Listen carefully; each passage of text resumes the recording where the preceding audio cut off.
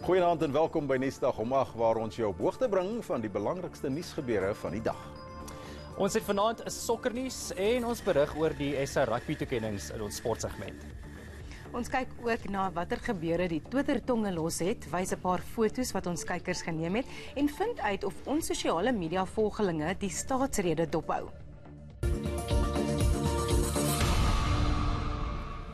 Nou gepraat van die staatsrede, dit het 7 uur vanaand begin. Nou voor ons kyk na watter kwessie die president in sy rede aangeraak het ons 'n opsomming van die verwagtinge van politici.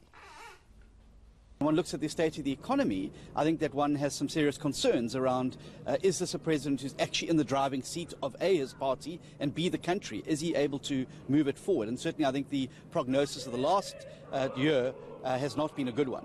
It will be unthinkable that the president will not borrow massively from the manifesto.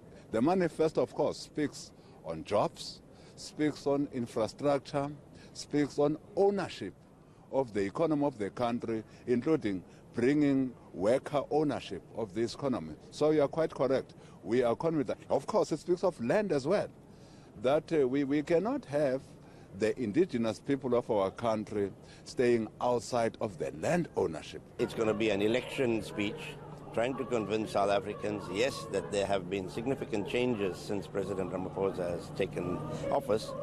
We don't see that. People on the ground are not seeing that.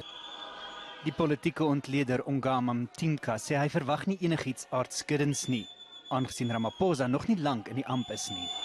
Soos altyd is daar egter kommer dat die verrigtinge nie vreedsaam sal verloop nie, aangesien die EFF vroeër gedreig het om die rede te onderbreek.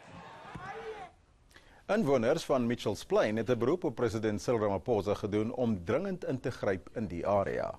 Die gemeenskaplede sê duisende jong mense sit by die huis en het nie 'n inkomste nie.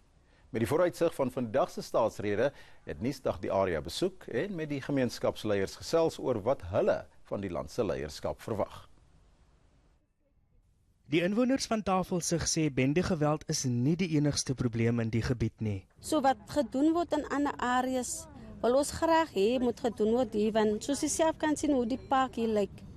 Ons kinders gaan gangsterisme toe, hulle word in drugs opgevang en daai is die grootste probleem wat ons hiermee sit, is ons unemployment in ons area. Die inwoners van Mitchells Plain sê werkloosheid en dwelmmisbruik is van die grootste probleme in die gebied. Hulle vra dat president Cyril Ramaphosa werksgeleenthede vir al jong mense moet verskaf. Nog 'n groot probleem is gesondheidsorg. Volgens Bonita Woed moet die president ook kyk na die gesondheidsdienste in die gebied. Sy sê senior burgers moet van 4:00 die oggend tot 5:00 die middag by die kliniek wag. Dit is basies die enigste hospitaal wat ons hier het en ek voel dat dit vir ons almal, dit is die veiligheid, ons soek veiligheid van die president as hy dan Mitchells Plain toe, ek voel hy moet Mitchells Plain toe kom.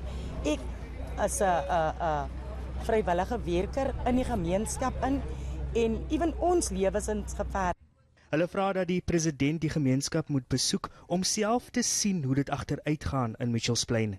Craig Smith vir Nuusdag in Mitchells Plain. Ons bly by die staatsrede en Rosanne staan gereed met vanaand se meningspeiling. Ja, Elvis, ons meningspeiling sluit eintlik aan by die staatsrede en ons het vanaand vir ons volgelinge op Twitter en Facebook gevra of julle vasgenaal gaan sit voor die kassie om president Ramaphosa se staatsrede te kyk. Ons het toe die vraag nog verder geneem en gevra, wat is jou verwagtinge vir die staatsrede? Jean Smith sê sy kyk eerder na haar sepie as sonna, Mariet Ras dink dis 'n sirkus en Hans Dumas sê dis net 'n klomp syfers wat aangehaal word. Eugene King kyk om te sien of die valke dalk op die politici gaan toeslaan. Rudy Kutse noem ook sonna 'n sirkus, maar sê hy sal dit nie misloop nie. En Debra de Klerk sit vasgenaal om te sien watter kwessies aandag geniet. 36% van die deelnemers aan ons meningspeiling op Facebook kyk wel die staatsrede, 8% van die Twitter-deelnemers doen dieselfde. Die staatsrede is ook 'n gewilde onderwerp op Twitter. Baie mense wonder of opposisiepartye die verrigtinge gaan ontwrig.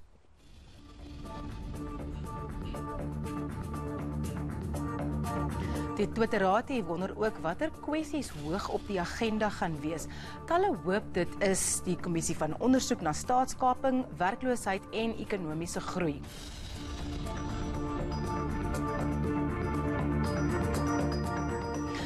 Ander dink maar dat die werklikheid is dat daar min gesê gaan word.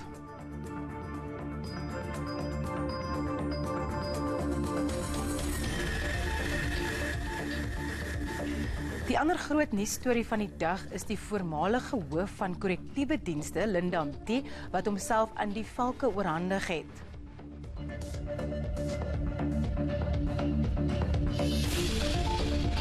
Mti is by die Bosasa-skandaal betrek en is op borgtog van R20.000 vrygelaat. Hy moes sy paspoort inhandig en sy volgende verskyning is op die 27ste Maart.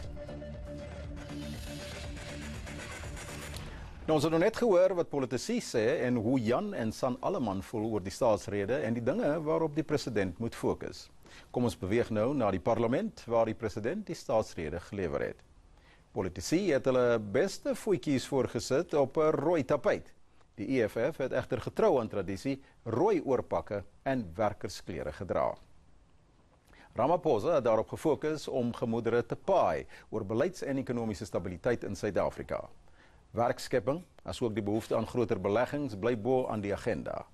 Volgens hom het die regering ook reeds veel gedoen om staatsinstellings soos die vervolgingsgesag, die inkomstediens, die intelligensiediens en die polisie te herstel en te stabiliseer. En hy het beloof dat die veranderinge sigbaar gaan wees. Daar is ook beloof oor die verbetering van semi-staatsinstellings. Volgens Ramaphosa is die sekerheid van energieverskaffing ononderhandelbaar. Hy sê groot stappe gaan volg om Eskom by te staan in sy omkeerstrategie. Daar sal in die of die begrotingsrede uitgebrei word oor die finansiële hulp wat die regering sal bied. Hy het 5 kwessies uitgesonder wat volgens hom die grondslag gaan vorm van alles wat die regering vanjaar doen. Working together, we must undertake the following tasks. Firstly, we must accelerate inclusive growth and job creation. Secondly, our history demands that we should improve the education system and develop the skills that we need on how we move into the future. Thirdly, we are duty-bound to improve the conditions of the life of South Africans, especially poor South Africans in our country. Fourthly, we have no choice but to step up the fight against corruption and state capture. And fifthly, we need to strengthen the capacity of the state to address the needs of our people. Intussen woed 'n wegholbrand op Kloofnek naby Leeukop met rook wat oor die stad hang en agter die Parlements-gebou gesien kan word in Kaapstad. Sowat 80 brandbestryders asook beamptes van die Tafelberg Nasionale Park het vanmiddag reeds begin spook om die brand onder beheer te bring. Daar is ook 3 helikopters ontplooi. Leidens berigte het die brand vinnig teen die berg versprei nadat dit teen ongeveer 2:30 ontstaan het. Die Vlaaberg, oftewel Signal Hill roete na Kampsbaai oor Kloofnek weg, is vir verkeer gesluit, maar geen ontruimings is gedoen nie. Nou goeie nuus vir Johannesburgers. Die gereelde kragonderbrekings wat veral in die ooste van die stad ervaar word, is dalk iets van die verlede. Die Metroraad het die nuwe Sebenza substasie in Edenvale bekendgestel. Johannesburg se burgemeester sê kragonderbrekings is 'n speek in die wiel van ekonomiese groei in die stad. Yes, we can supply electricity, but then the network from here into the communities. Some of the older communities, their infrastructure cabling is also 50 years plus old. Die 4de slagoffer van die brugtragedie by Hoërskool Driehoek is vandag ter ruste gelê. Honderde mense het vandag die 14-jarige Jan Steyn gegroet. Van die dood van Steyn, Marnus Nagel, Marley Curry en Royden Olkers het die gemeenskap van Vanderbijl Park geruk. Hulle is dood nadat die loopbrug by die hoërskool ineengestort het. Daar sal môre liewer 'n gesamentlike roudiens vir die ander 3 slagoffers gehou word. Nog 12 leerders van die skool word steeds in hospitale behandel. Meer as 20 mense is nog ondergrond vasgekeer in 'n myn in Mpumalanga. Leidensberigte het hulle probeer om kabels te steel by die Korenfontein Gloria steenkoolmyn toe daar 'n gasontploffing was. 6 mense is dood.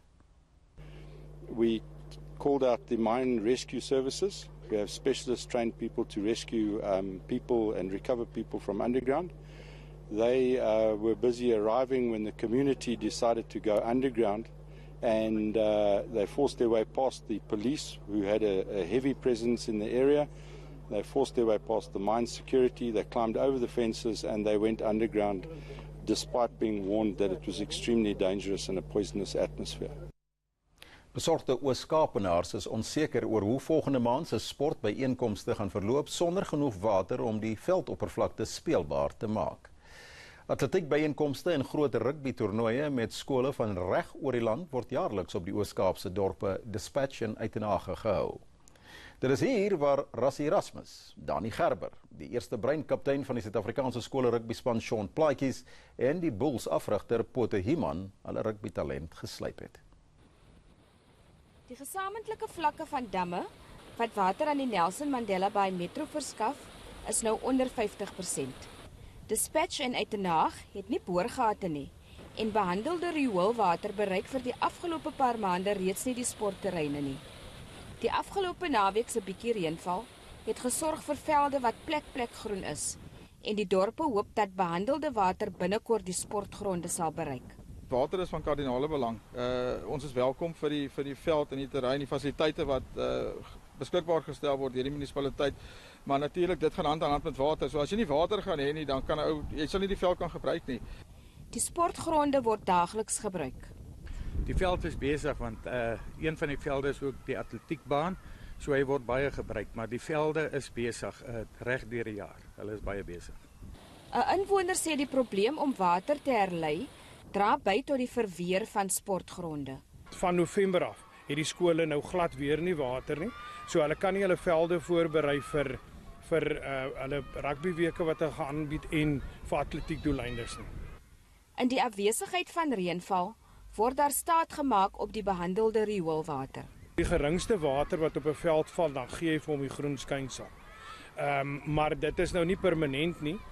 As ons reënvalsyfer op hierdie stadium is baie laag. So ons kan nie op die reën pyl trek nie. So ons moet nou die gesuiwerde water hê om op 'n langdurige manier die velde te benut. Die munisipaliteit het nog nie op Nuusdag se navraag oor die situasie gereageer nie. Rosalind Klassen vir Nuusdag in Dispatch.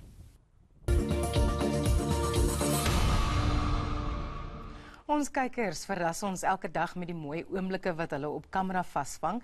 Deel ook jou oomblikke met ons via e-pos of op ons sosiale media platforms. Alta Els het die sonsondergang by die kelders in Gansbaai vasgevang.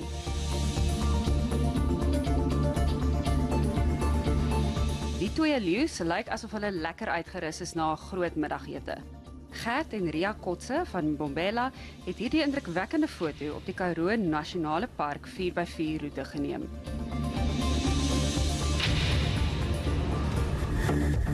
Hiram Jacobs van Robertson het die pragt van die natuur skoon in sy omgewing sommer net van sy agterstoep af vasgevang met sy slimfoon.